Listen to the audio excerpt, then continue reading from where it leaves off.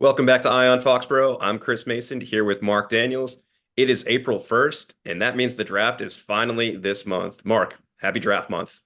Happy draft month, man. Man, it's like it feels draft month. It feels like draft year. It's like the Patriots season ended and we've only talked about and thought about, rookie quarterbacks in this draft. So here we are, man. It's almost, I guess it's springtime. Just here in New England doesn't feel like the spring. So I'm ready for warm weather and the draft to be here.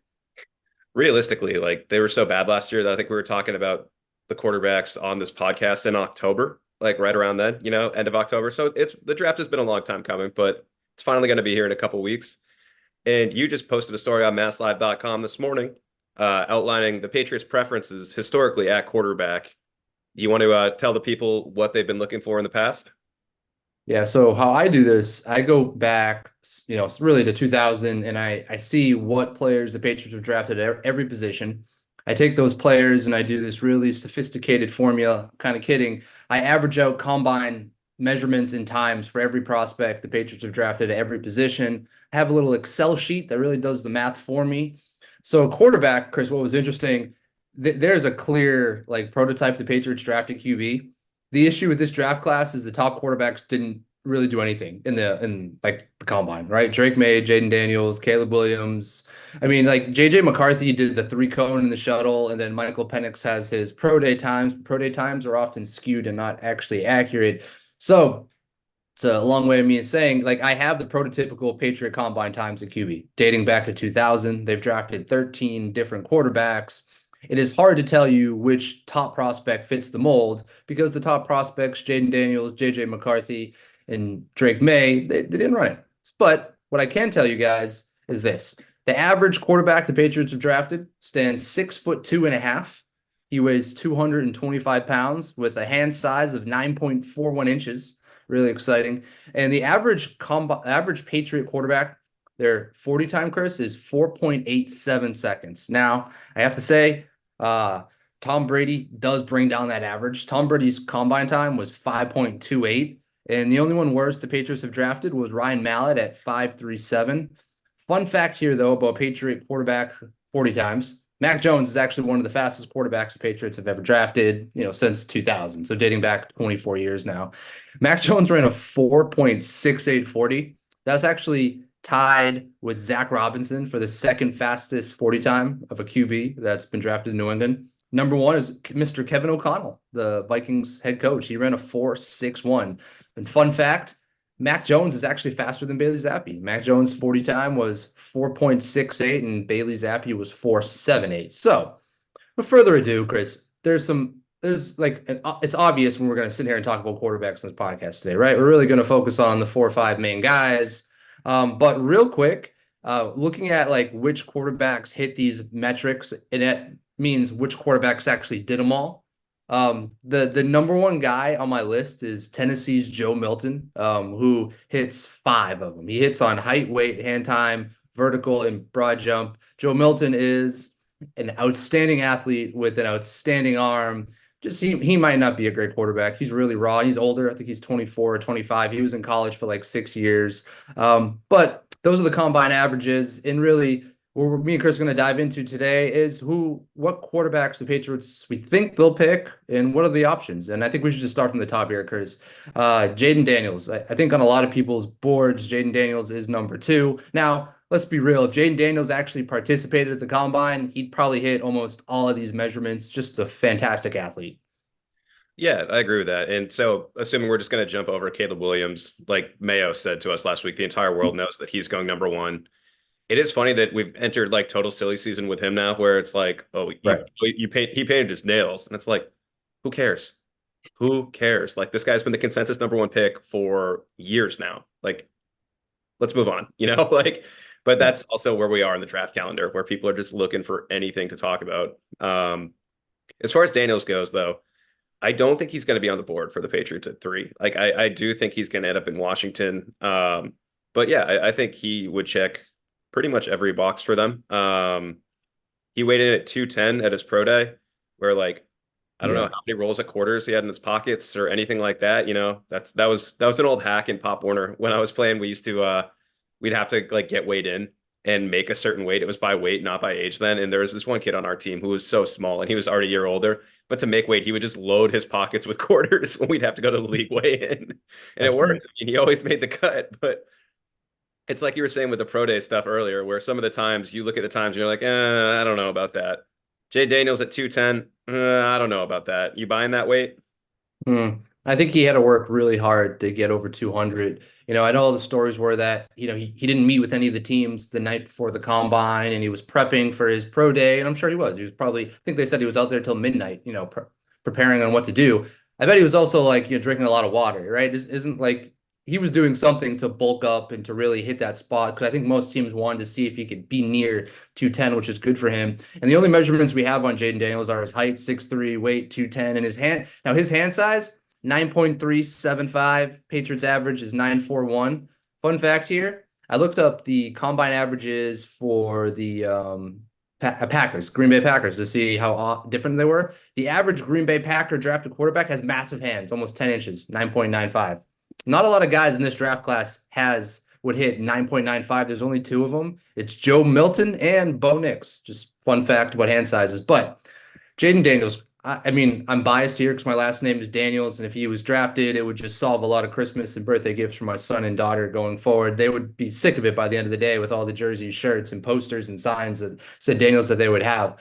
But the thing I like about him is that when the Patriots or, Elliott Wolf talk about weaponizing their offense. Well, a way to do that would be to draft Jaden Daniels because the last year he ran for 1,100 yards, rushed for 10 touchdowns. He's just so athletic. He has a good deep ball. A dual threat quarterback, I think would not that he doesn't need elite receivers. He had them at LSU, but it would make up for not having elite receivers because he could take off out of the pocket and make people miss. So it's like, yeah, you'd have to game plan for the Patriots pass game, but then you'd have to game plan for Jaden Daniels and those design run plays. That would be a lot of fun. Chris, it would be different for us too, right? Because I mean, Cam Newton a little bit, just the Cam Newton era was short-lived and it was COVID. It was different. That wasn't the normal Cam Newton, right? Like Yeah, he was Jaden washed. Daniels would be fun to watch and it would be just so much different. Yeah, I do just worry about durability at the next level for him, where like you see so many quarterback comps thrown out. Like the fact that Jaden Daniels has gotten multiple comps to Wile E. Coyote is both accurate and alarming. Where like Johnny Knoxville here for me. Yeah. some of the hits that he took at the college level and his inability to just like get down and live to fight another day, like on the one hand, it's admirable, right? Like you love that. That's a guy you want to go to battle with. On the other hand, you need to know, like at the NFL level, you can't be taking like Mo Lewis, Drew Bledsoe hits. You can't be doing that. You gotta learn to live to fight another day.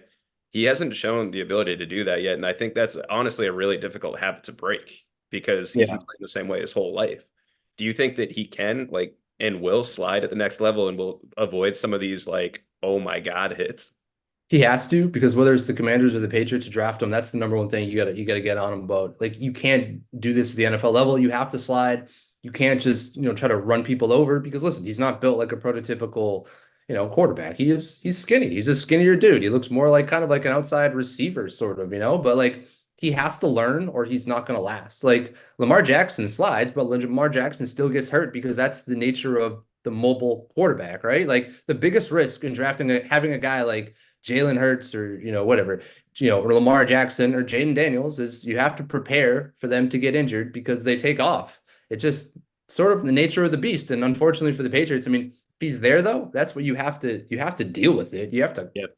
number one teaching, Chris, clear. Just hey man, slide, slide, slide, No. slide. And it's different too, right? He's 2 years older than Drake May. Yep. He's 23, turning 24. So he's an older guy. I would argue Jaden Daniels is more pro ready. Like they draft him at Yes. 3. I could see him starting in September. He might not have to sit, but he has to learn how to slide. Yeah, I mean, he's played, what is it, almost twice as many games as Drake May, Yeah. just between Arizona State and LSU. And, when you're playing SEC football too, that's pretty, pretty comparable. Well, I mean, it's not NFL comparable, but you know what I mean? That's like Yeah. some serious football, and he has a lot of tape out there.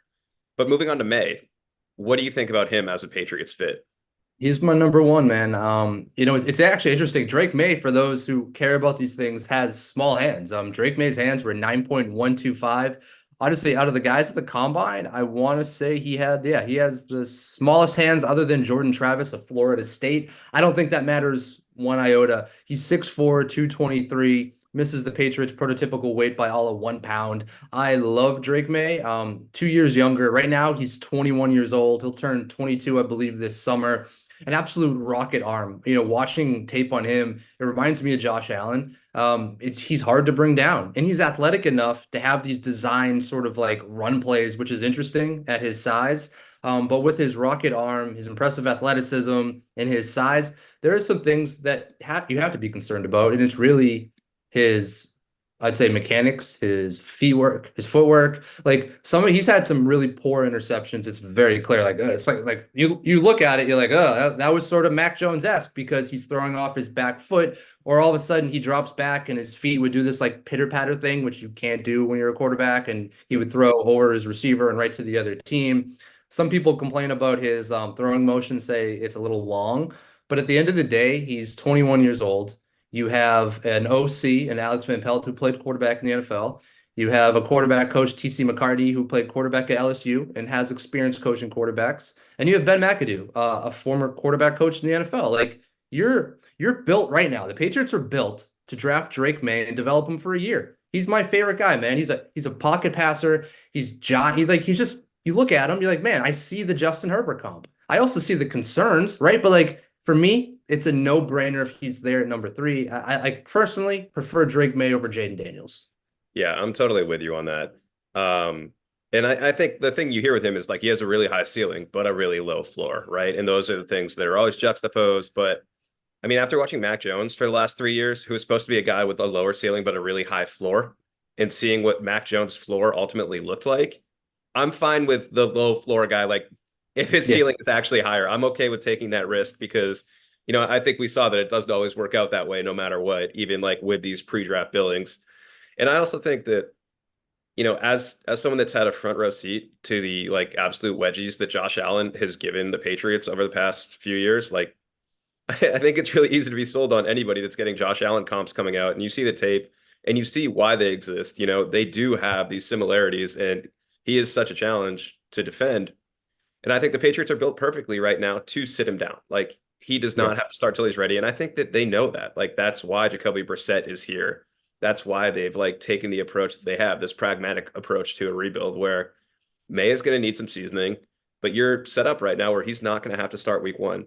If he's ready week 12, he can start week 12. That's, right there. Boom. If he's not ready until next year, hey, that's okay. As long as he's improving and continues to develop on the practice field, he can take as long as he needs. Yeah, and guess what? If he sits and the Patriots are bad and they get a top 10 pick, great. You get another blue chip prospect at 10. You want to find a number 1 receiver next year in the top 10, go for it. You want to find a tackle or whatever, hole you have? Hey, I'm all for that. If they want to win 6 games with Jacoby Brissett, develop Drake May, I am on board with that. I don't know if you remember this. Like when Josh Allen was a rookie, Chris, it was hard to watch him. He was incredibly inaccurate, sort of just this like gunslinger. You had no idea what the Bills had and Josh Allen. And really it took 3 years. And they traded for Stephon Diggs, Josh Allen, all of a sudden turned into this borderline MVP candidate. But what Buffalo did was they surrounded him with good coaches. They had Brian Dable, Yep. their quarterback coach at the time, right, was Ken Dorsey, who played, in college and I believe in the NFL. And they continuously stocked their offense, drafting different guys, whether it was Gabe Davis or like Dawson Knox at tight end. They would draft these different running backs, whether it be Devin Singletary, Zach Moss. But what the Bills did, they had their young guy and they took their time and they built around him. And they went out and they traded a first-round pick for Stephon Diggs. So if you get Drake May, yeah, that's what you do. That's the thing. It's not just this year. And I think people are so focused on 24. Hey, there's 25 free agency, there's 25 draft. And if you have Drake May, just build the team around him. Do almost the opposite of what you did with Mac Jones. Actually help your quarterback and put the right pieces in place over the next, 4 or 5 years. Right. I think as a realist, neither of us is expecting them to compete for an AFC East championship in 2024, right? Like Last it's place, going to be multi-year. If they're competitive, if they're in the wild card mix in 2025, then I think you're on the right track. And I think that's the approach that, Elliott Wolf and company know that they have to take. Yeah, 100%. And I think the interesting name here for this draft is JJ McCarthy. Super athletic. Chris, he did some combine times. He did the 3-cone, which I thought was interesting in the shuttle. Yeah. His 3-cone time was 6.82. That's like legit receiver 3-cone time. And his shuttle was 4.23, which tied with Michael Pratt at Tulane for the best shuttle time. But like JJ McCarthy, a bit undersized. Like, let's be honest, he weighed in at 219, so only 9 pounds heavier than Jaden Daniels. He's a really good athlete. Was He's that a younger than combine weigh-in though?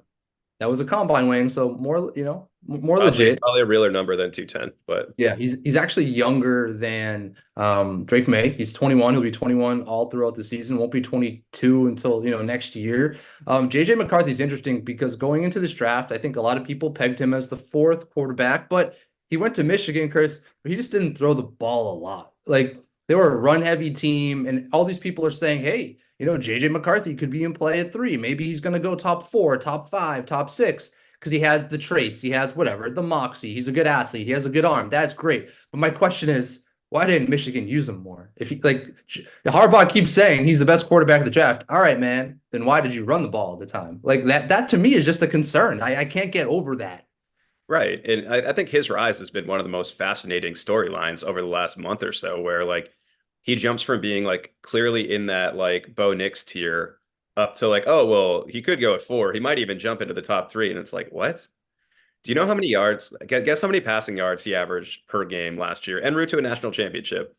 Was it what like low 200? 199. Oh, oh, he didn't 199 even hit passing. 200. Yeah, he Oh did not no. hit the 200 mark.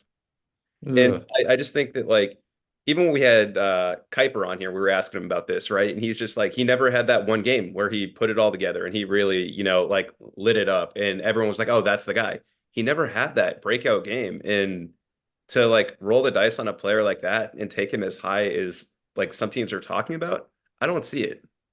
Like, listen, if the Commanders take him, the Patriots should jump for joy because Jaden Daniels or Drake May, great, you get your choice, right? Go get the guy you like. But if the Patriots should take him, honestly, at three, I would just, I don't want to say the word, use the word devastated. I don't get like sad when the Patriots do things. It's my job to report on it, but like I would hate it just because like I would much rather have Drake May or Jaden Daniels over JJ McCarthy. It's too much for me of an unknown to draft three overall. It's like one thing if you're at six and you're the Giants and you have Daniel Jones for one more year and you want a Daniel Jones replacement, fine. Develop JJ McCarthy. It's it's so much of a risk to draft JJ McCarthy. And you can say this about all the quarterbacks. It's fine. They're all risky. JJ McCarthy is more of a risk because his team just didn't really use him that much. It just you don't see that often. You know what I mean? Like in the Yeah, college game, it's very rare. after watching the last 3 years of Mac Jones, I'm kind of good on McCarthy, who I think has a lot of similarities to him, where it's like, undefeated season, national championship. He was the quarterback. It's like, yeah, on like a loaded team where ultimately, like, how much did he do? And Mac did more to Alabama than JJ did at Michigan. Yeah. So ultimately, though, I don't think Patriots fans are gonna have to worry about this because I mean I think Ben McAdoo is gonna have a pretty serious role in evaluating these guys, and he is always like the high ceiling guys in the um natural ability and trying to mold like trying to take like raw prospects and mold them into like what they could be. And I don't think McCarthy's ceiling is going to be terribly enticing to him. It's almost like the opposite of Bo Nix, right? Because Bo Nix is you're sort of all right. Bo Nix has probably a lower ceiling but a higher floor. And for those who don't know, Bo Nix, started his career at Auburn, transfers to Oregon. He's like 24. He might be whatever 25 next year. So he's older. He's older like Jaden Daniels. Just Bo Nix to me is more like a Mac Jones. And I read these scouting reports on Bo Nix, Chris, and it's like you hear things like point guard of the offense, and he's not a bad athlete. That's the thing is he's more athletic than Mac Jones. I mean, hell, last year Bo Nix he set an NCAA completion percentage record, 77.4. Like that's awesome. All right, so you're telling me this guy's Who a had the completion record before him? that's a great question. I have no idea. Was it Mac Mac Jones? Jones. Was it It Mac was Jones? Mac Jones. Yeah. So you have an accurate quarterback with a high ceiling, low floor, who's a more of a pocket passer, more athletic. I think more athletic than Mac Jones, from what I understand. But like, Bo Nix is a guy that like, all right, you would probably have to trade with the Vikings, trade down to 11. You'd almost have to draft Bo Nix at 11, Chris, because at that point, that's if someone doesn't jump you, right? Because what the Broncos are like 12 and the Raiders 13, like whatever. You have a handful of teams right now. It's like the Vikings, Broncos, and Raiders who are sort of just out of the top 10. They all want quarterbacks. So, Chris, if your plan was to drop down from three, I think you're either targeting JJ McCarthy or Bo Nix. But for me, Bo Nix just sort of screams maybe more athletic version of Mac Jones. And I don't, and for that reason, like what we've said on this podcast, I don't love it. He might be good. Like talking to Yeah. Mel Kiper, Chris, like my ears perked up when Mel Kiper compared Bo Nix to Drew Brees. He thinks like for those who didn't listen, Mel Kiper told us he thought Bo Nix would go to Denver because he sees comps to Drew Brees and Denver has Sean Payton. Like, all right, hypothetically, if you were to drop down to 11, you draft Bo Nix, he becomes Drew Brees. Everything is sunshine and rainbows. Really hard to predict that, man. You know, that scares me. I think Bo Nix could be good, but I don't think he would be in New England because I think that he would need to go to a place that has like weapons in place and he could essentially play point guard, like you were Yeah. saying. That's not New England right now. There is nobody where like whoever the quarterback is ultimately in New England is going to have to be the one to really weaponize the offense, as we've heard ad nauseum. Very important. Um, and I don't see that being Bo Nix. I don't think he's going to create offense on his own. If he's surrounded by a good cast, I think he could distribute the ball. I think he could be good like that, but I don't think he's the one that's going to be striking fear into the heart of defenses. And I think the Patriots need a quarterback that's going to do that. And as you're talking, it just hit me. The Vikings should target Bo Nix. I mean, Justin Jefferson, Jordan Addison. Seriously, the Vikings are set up with Kevin O'Connell to bring in a Bo Nix type quarterback and have him be pretty decent. Like maybe Bo Nix turns into that Kirk Cousins, type guy. And I think with the higher, lower ceiling, higher floor guys, that's what you're hoping for, right? You're hoping for the Andy Dalton, Kirk Cousins, Tony Romo types that you can win with those guys when they're throwing to elite talent. It's probably similar to what Mac Jones, but Mac Jones never had elite talent. And right now the Patriots don't have elite talent. So like you said, I agree. Go high upside at 3 for me. Just Drake Mayer, Jaden Daniels, just all the way. And now, Chris, I'll admit it. Usually with my draft preview stuff, I do 5 prospects each position. With quarterbacks, I only did 4, and the reason was I didn't write up Michael Penix. And people can argue, Mark, you should have written about Michael Penix. He might go, in the first round. He might. He could be in play for the first round. My issue with Michael Penix, I have a couple of them. Everyone knows 2 knee injuries, 2 shoulder injuries. He has a great arm. He's a lefty quarterback. He throws darts and he's athletic. His pro day was really amazing. He showed off that he's a great athlete. However, the Patriots they need a high upside quarterback, but I don't want the injury risk. For Michael Penix with me, it's too much. It's like it'd be one thing if you were, say, the Rams, you had Matthew Stafford, fine. Draft Michael Penix and try to, throw a dart at the board. You want to do the Green Bay Packers thing and let Michael Penix sit 2, 3 years, fine. But when you're in the Patriots, you don't have a quarterback. Jacoby Brissett's on a 1-year deal. I think bringing in a guy like Michael Penix, who's older, like he's like, again, 24, 25. The 2 shoulders, the 2 knees scare the crap out of me. And the things I read on Michael Penix sort of like turned me off from him as a prospect. He's not good under pressure. It wasn't just the NCAA. It wasn't just the national championship. I was looking at I'd say football nerds have all these interesting metrics now. Some of them I don't understand, but this one I read this morning was essentially when it came to like being blitzed, Michael Penix got sacked more than most quarterbacks in this draft class. He even got sacked more on non-blitz plays. He just doesn't do well under pressure. The Patriots, they have a lot to prove when it comes to their pass protection. That scares me. The other thing is he's really been more in these shotgun heavy offenses, hasn't worked under center a lot. And also his like percentages and numbers throwing outside the pocket is poor. So I'm like, all right, injury risk, great arm, great athlete, but issues under center, throwing outside the pocket, dealing with pressure. I get why he might be a day 2 guy. And for me, it's just Michael Penix is way too much of a risk. Like I could be so wrong on this because he's a great athlete, Chris, and you've seen it. His arm is awesome. He might be a great quarterback. I just think for where you are as the Patriots, it's just too much risk there. It's too big of a project and too big of a dice roll for me.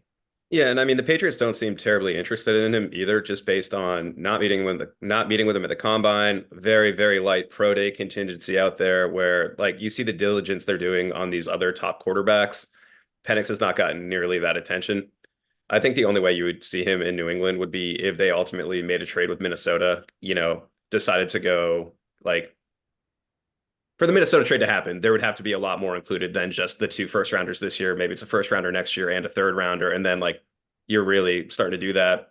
You decide to move down the board and take a flyer on Penix, realizing that you're going to be at the top of the draft again next year. But I think that's a long shot. I don't really see it happening. And yeah, I just don't think it's a fit. Here's a question for you. So say the Patriots draft a QB at 3, like we think they're going to do. Would you like to see them draft another, like a late round, 6th, 7th round? Should they bring in multiple rookies this year? Go the Brock Purdy route. Yeah. Or like what was it Washington when they did what was they did Kirk Cousins in the fourth and before they drafted RG3. Yeah, in the RG3, fourth yeah. round. Yeah. I mean, it definitely couldn't hurt. But ultimately, I guess how many quarterbacks do you want to carry? How do you feel about Bailey Zappi? Like I think Bailey Zappi would be a fine third string quarterback at this point, you know. Yeah. But you could also live without him too. Sorry, we just got the meeting running out pop up. So yeah, I mean they could take a late one, but I mean I think day three this year is just going to be throwing so many darts at the board because I like most of the analysts we've talked about say it's a really top heavy draft class because guys are staying in college because of NIL. So I think day three is going to be more of a crapshoot than ever this year. And sure, there's a quarterback you like, think it could be worth a project, go for it. Have him battle Bailey Zappi and Nathan Rourke. Can't forget Nathan Rourke in Yeah. training camp for that third spot on the depth chart, but I'd be okay with it. Yeah, I wouldn't whatever they want to do it. I wouldn't hate it, but as you said, they're going to be throwing a lot of darts, and we'll get into this more this month. We'll preview a lot of the top positions, but like I think they should draft multiple tackles and multiple receivers, and if they want to draft multiple quarterbacks, go for it. I don't know. Quarterback of three man is really the only thing I care Right. about. And at the end of the day, as you guys heard in this podcast, we are team Drake May, and then if not him, Jaden Daniels, just all the way, one of those guys. Yep. Quarterback at three, tackle slash wide receiver in the third round, tackle slash wide receiver in the second round and the third round, and then go from there. I Yep. don't think it's going to be rocket science, but Nope. all right. Thanks for listening, guys. We'll catch you further on down the trail.